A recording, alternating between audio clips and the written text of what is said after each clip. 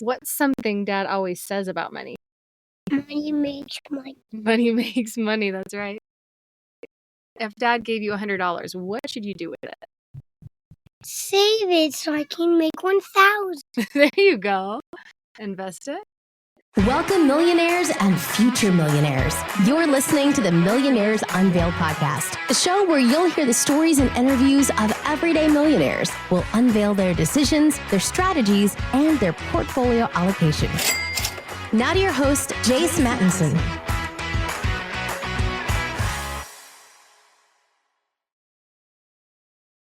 Welcome back to another episode of the Millionaires Unveiled podcast. This is episode number 414. This is the podcast where we dive deep into the inspiring stories of self-made millionaires from all walks of life. We are your hosts, Jason and Stacy, and each week we uncover the strategies, setbacks, and turning points that led these individuals to financial freedom. Whether you're just starting out or looking to level up your wealth building journey, join us as we share the secrets and wisdom from those who have built their fortunes from the ground up. Get ready to learn, be inspired, and take actionable steps towards your own success. Listening to the Millionaires Unveiled podcast with my dad, Jace Madison, and my mom, Stacy Madison. Hey, all. Happy Father's Day. Today is the Father's Day special, something we've never done before. I don't know that we'll ever do it again either, but fun episode today. Took a bunch of listener questions, getting into the weeds with a few things. Stacy and I have a little back and forth. So while we don't have a regular millionaire this week, I did want to address a lot of the questions that have come in over the last few months, in addition to some other ones around Father's Day specific. And my kids stole the mic at the end, so you might hear a little bit from them on some father's lessons and some other things. So anyway, we'll get to that in a second, but if you'd like to be on the show, send us an email, millionairesunveiled@gmail.com. We'd like to start scheduling into Q3 here and get the schedule full for some millionaires to be released later this year. And yeah, a lot going on in the world right now. We'll see what that may have impacts financially. But at any rate, thoughts and prayers are with all those in midst of many conflicts going on at the moment. So without any further delay, though, let's get right into the episode for the Father's Day special. All right, Jace, it's always fun to interview you. I know you're usually the man behind the mic, but we do have a lot of people write in asking questions specifically to you. So this is a good opportunity to ask you some of those. And then a couple other special Father's Day ones sprinkled in there, but we'll start here. So first, how much money did your parents give you? That's a good question.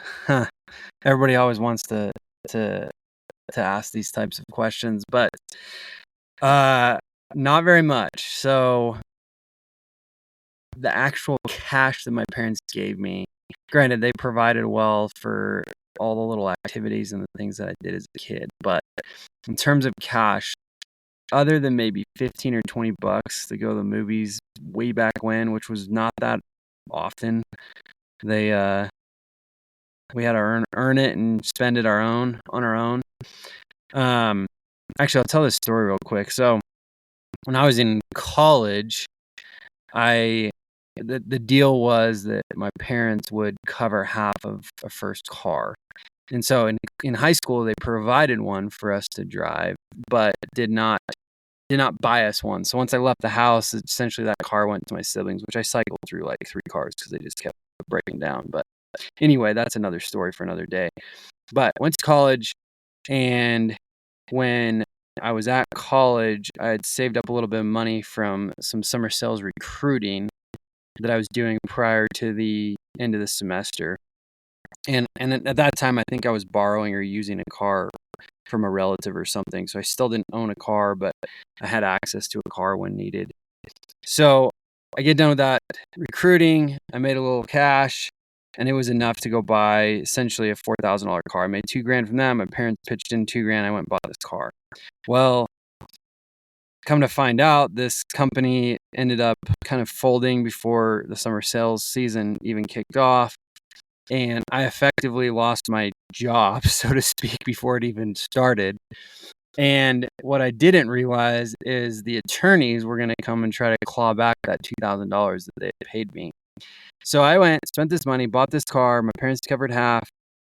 And I had this debt now of $2,000 to pay back this money that I essentially been fronted because the season didn't conclude, and there's some things in the contract around that. So long story short, I was in a pickle.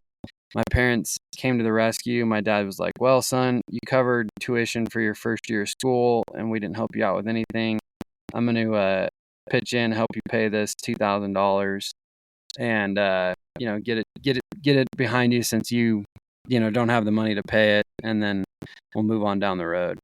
So that's what they did. They helped out with the tuition that semester, essentially, or it gave me back that money that I'd already paid in tuition. And then I think they might have covered one other semester. So call it rounded $4,000 with some books and some other things here and there. I remember calling my mom when I was like down to like $40 in my account one time, and she I think sent me $100 for some food. But that was about it. But what I will say is my dad and my mom, but especially my dad, sacrificed a lot to help me earn paper out money all through my childhood. So although they didn't give it to me, sacrificing a lot of time to, help with that. So all in all, although they didn't give me a ton in true cash, they did give a lot of time and, attention to those lessons that ended up really producing a lot, over time. All right. I love how much they taught you. I feel like your parents are such intentional parents, and it's something I appreciate about them. How do you feel about generational wealth? Yeah, I know John sent this one in from Florida. This is a question that I feel like I want to talk more about on the podcast. It's something that I think about frequently. Just in terms of not just wealth and passing down money, so to speak, but just the financial lessons, the life lessons, the various things that I think are important and I want my kids to experience and learn. And, overall, like I've seen it time and time again that in general, massive generational wealth can really cause a lot of problems. And while some people can navigate that smoothly, like you never know what happens down the road with, marriages and possible divorces or what have you. So I think, the approach that we've taken is a lot more off of the book Die with Zero. And I know we mentioned that a lot, but I really do kind of think some of the principles and philosophies in there, particularly about passing down some of these things earlier in life versus waiting to pass a lot when you pass. So I've been a little bit more intentional in trying to, figure out what that looks like, because I also don't want my kids or our kids really growing up thinking they have this, decent nest egg for college or whatever. Like I want them to kind of grind and do a lot on their own, and then, more or less surprise them or like let them know, hey, mom and dad will help out, but don't necessarily give them kind of the amount, so to speak. I don't know. I mean, this is something that I think we're still trying to figure out and navigate a little bit. And this is a topic that I discuss frequently with, various people in my circles about what they're doing and how they think about it. And if there is anything that they're doing or not doing, because I do want to be, pretty intentional with this and do better than getting to, kind of the end of life and saying, okay, well, here's what we've built up and haven't spent, and this is what's going to get divided. With that said, I mean, every single year we're updating, all of our wills and trusts and all the things that are out there now and beneficiaries on other accounts. And I do think that is important no matter what. You never know what can happen. And, having a little bit of more of an open conversation, with particular, my spouse and stuff around that. So good question, John. This is, as I said, this is a topic that is probably more at the forefront of my mind in generational planning than anything, and just planning overall. for the future and how to navigate this the best. So I'm open to ideas too. If we got any millionaires or others out there listening that have figured out that they've cracked the code on this, let me know. I've got 5 children, and as many of you know, and definitely a hot topic for sure. Definitely something we're stumbling through learning, but I think we're on a good trajectory. Hopefully our kids turn out okay. We'll find out in a couple decades. What's the most expensive dad mistake you've ever made? Ooh, that's a good question. Man, dad mistake. I feel like I make mistakes constantly. But in terms of like dad mistakes, man, the one that comes to mind is the one I feel like is always brought up, was when Stacy was out of town for something, and I went to a swim party for my bike team, and I guess I was a little lax on the sunscreen on the face, and my daughter at the time was Tez, and she was 1, and she got fried, and I never lived that down. I still don't live that down. You shouldn't live that down. Parenting 101. Okay. It wasn't just the swim party. It was you took her on a big bike ride before that, and she was in the bike trailer, but somehow I think the sun was reflecting up. You said you applied sunscreen once, but I think she was outside for like 12 hours or something that day. Anyway, it subsided in a couple of days. We were okay. But all right. What's something our kids have said about money or work that made you laugh out loud?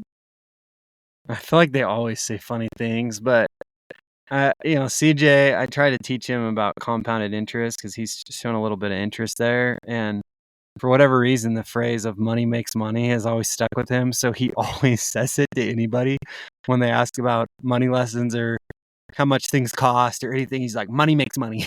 That's pretty funny. I think Tess, her concept around things is pretty funny because she also doesn't quite kind of gather that, there's a cost to things, and sometimes things are, not really price, I guess, perception for her is like out there. It doesn't matter what it costs. She's ready to buy. So she says a lot of funny things about, well, it's only $50,000, so we can just buy it. Like, well, that's not actually accurate, nor does that make sense, nor would we afford that at $50,000. But hey, she's catching on. What's your favorite dad splurge? Something that's totally unnecessary, but absolutely awesome. Ooh.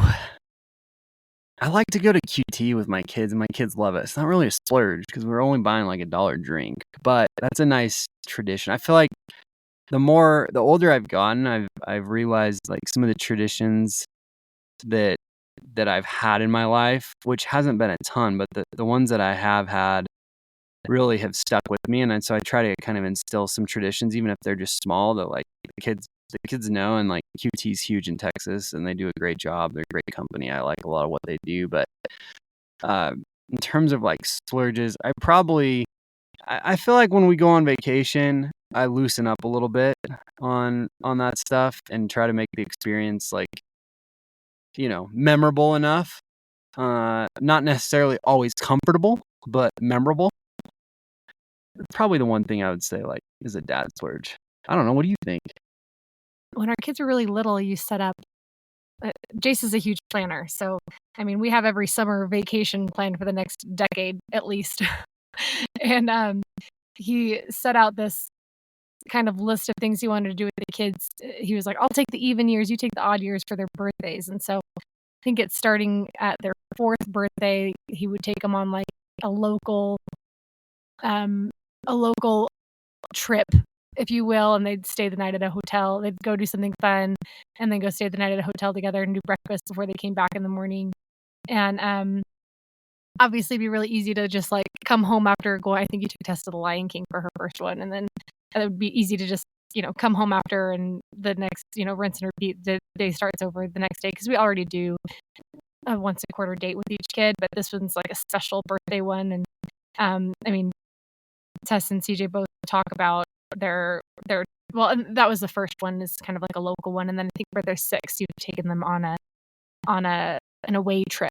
So I think you took a test to Colorado and California, and part of that was you had some work to do there. But she always talks about, and they always talk about, kind of these big special one-on-one trips, even if they're local trips or away trips that you've done with them on their even birthdays. And I think that's a big splurge, and it's obviously a splurge on time as well.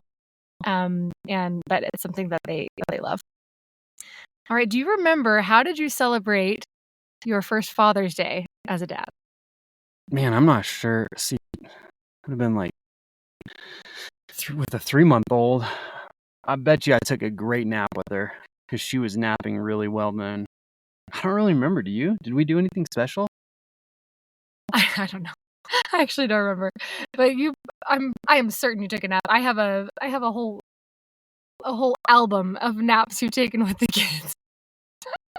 But I mean, we always try to do whatever you want to do for Father's Day. So hopefully it was a good one. It wasn't memorable, but hopefully it was a good one. All right, what money lesson do you wish schools taught that you've had to teach your kids? Yeah, I know this is a hot topic as well. Just, what place does school have in financial education? Looking back, I feel like I had a decent foundation from the schools I went to, but I learned significantly more at home from my parents. And then, the internet was getting popular at that time, and there's some books out there too. So I started learning more from other resources than like particularly at school. But I took some more classes over time. I think overall, if there was just sort of an education, a foundation in general to expose people at an earlier age, I feel like that would help. Because I feel like most of the time people are learning about credit card, finances, mortgages, implications of certain decisions they make in their, adult life at 18, 19. And they're learning about those at that age for the first time. And they don't really know kind of the implications of the things that they're deciding to do then. And then they find out later in their 20s or maybe even their 30s, what those decisions, the impact that they really had. And the other thing is, and I don't know if this is really a school's job, but most people don't have exposure to actually like earning money, spending money, investing money until they're well into their late teenage years or even later. And I've seen just with our own, some of that exposure at even an earlier age has been helpful for their understanding. There's times where, like, I remember recently when I was skiing with Tess and CJ, I let Tess go and buy her own lunch one time. And like the confidence that I gave her, but also, I kind of gave her a little budget, like, hey, here's what we have to spend for lunch today because we need to have this for dinner later or whatever. And seeing her beam, and I've done it multiple times since then now, but I feel like that's helpful. I feel like when we go on vacation and I allow them to like hand out cash for tips, it is helpful as well. Granted, Tess likes to tip everybody, but a little giving heart of hers. But I think those things, are more so at home. I'm trying to remember. I feel like when I was in 5th grade or something, I had a really good teacher, and we had like, I think they were called Big O Bucks, and we literally it was great. He was teaching us financial lessons in 5th grade with, funny money in the classroom that went towards, prizes or things that we could learn, do. And, I can't even remember all the details, but I feel like those kinds of things were helpful for me back then. And I think schools in general could adopt some of those things. All right. Have our kids ever taught you something that changed your view on business or money? I don't know that I'd say that they've necessarily done something to change. I always had a worry about being able to provide. Like, things get more expensive. I grew up in a household with 4 kids. I'm like, man, I don't know how, like, as life gets more expensive, how I'm going to do it.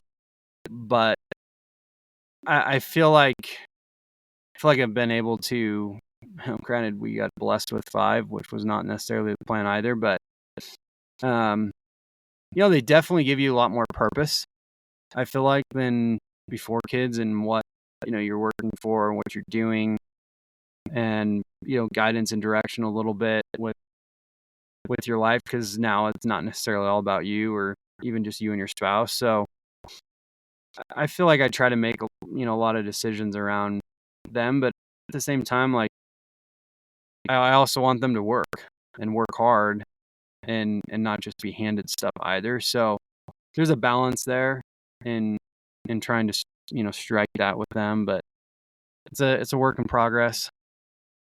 What investments have you made for your kids' future?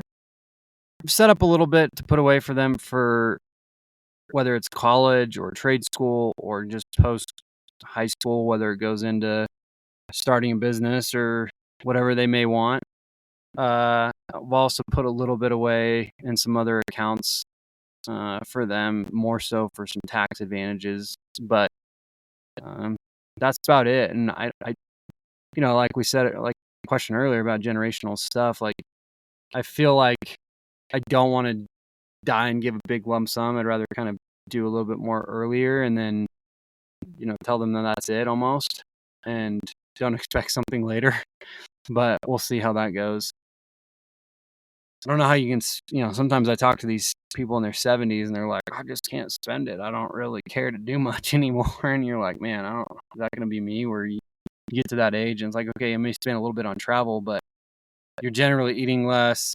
You don't have as many like obligations. Maybe you pay for some other people or give a lot away at that age. But there's plenty that I meet that I'm always shocked at how small that spending really is at that age.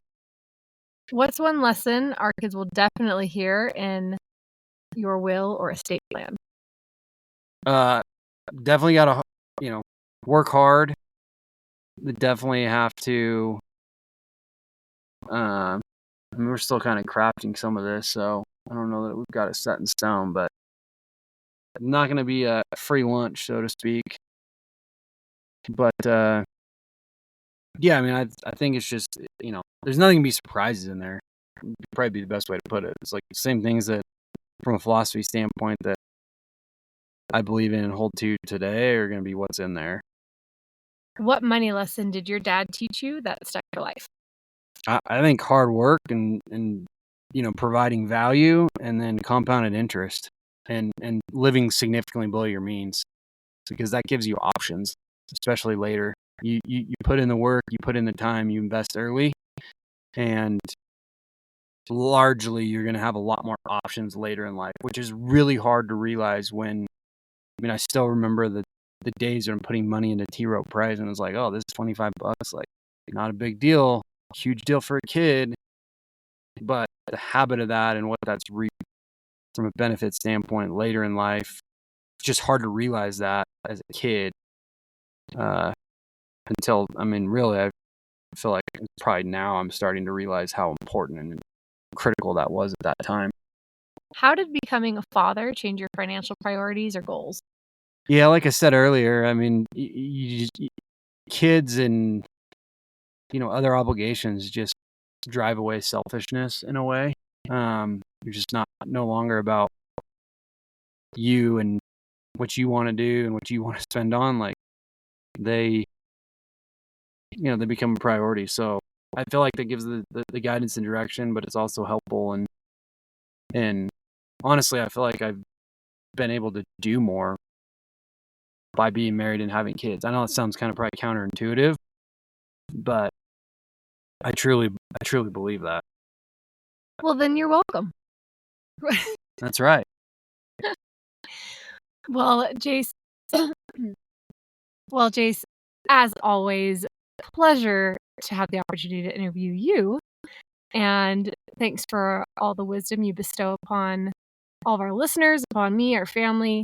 And can't thank you enough for the peace you hold in our family. And I'm always impressed by how you always show up. Despite 1,000 things going on at any given time, you're still showing up for preschool graduation and, every flag football game. And I know it's not easy to juggle all that you do, but you definitely don't drop the glass ball. So thanks for that. We love you. Yeah, thanks to our listeners on some of those questions that y'all sent in. I know there's a couple we didn't really get to that I may respond to that we've gotten in the last, 4 or 5 months ever since we kind of asked that for some of the initials out there that wanted we get them frequently, and then I usually just respond in email, but I started having a couple guests and a couple that came in that I thought would be good to answer on air. And I know it's a little bit different Father's Day episode, but I get a lot of requests from people always wanting to know a little bit more about the host. So hopefully the last 6 months we've given you enough. Plan to get back to, or next week we'll for sure get back to our regular scheduled programming, but I also don't plan on doing an episode update for a while again. I don't know that it's necessary, but yeah, appreciate all our listeners though. The show wouldn't happen without you, and happy Father's Day to all those out there. Hope everybody had a great one. Signing off. What is something Daddy always says about money? Someone. He likes to give his money to someone. He likes to buy a new basketball. A new basketball. He does love basketball. Okay. What's something Daddy bought you that made you really excited? A new baby doll. What has Daddy taught you? Okay.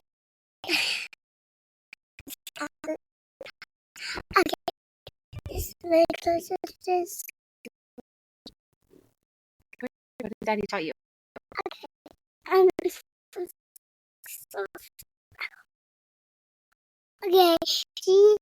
Jesus always pray. Yeah, Jesus always prays. That's good. Very good. Okay, and one last thing. What would you tell Daddy on Father's Day? I give him a present. Mm-hmm. Would you want to tell him anything? Okay. It's a little more. Say Happy Father's Day. Happy Father's Day. Very good. All right, good job. If Daddy gave you $100, what should you do with it? Spend it on something that Daddy or Mommy needs. Okay. What's something Dad has bought you that made you really excited? My sweatshirt. See it? I can't see it.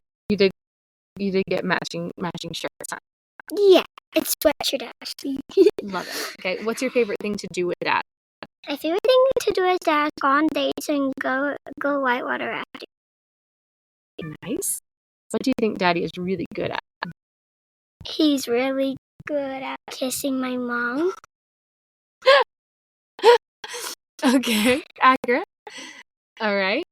And On the list. okay. And what's something Dad always says about money? That he doesn't say anything. He only says, spend it on something you need. There you go. Love it. Okay. And what is one thing you'd love to tell Dad for Father's Day? Happy Father's Day.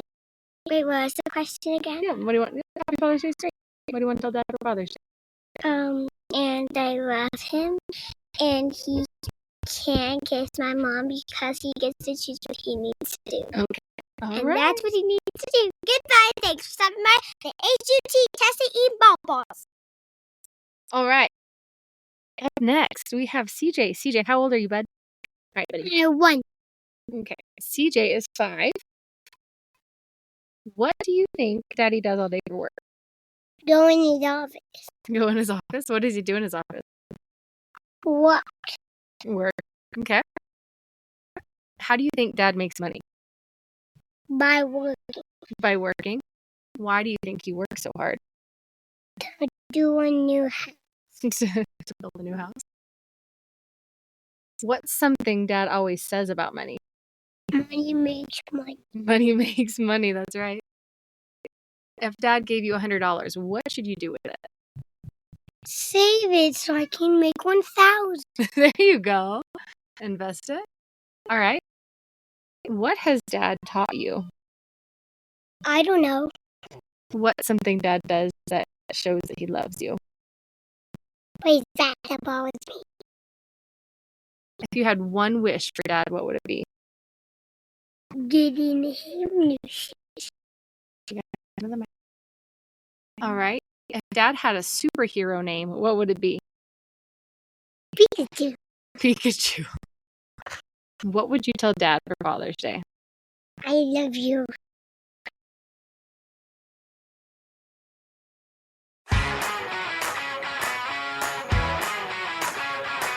Thanks for listening to the Millionaires Unveiled podcast with Jace Mattinson. For more stories, investment opportunities, and information, check out our website, millionairesunveiled.com. See you next time when you'll hear from another everyday millionaire.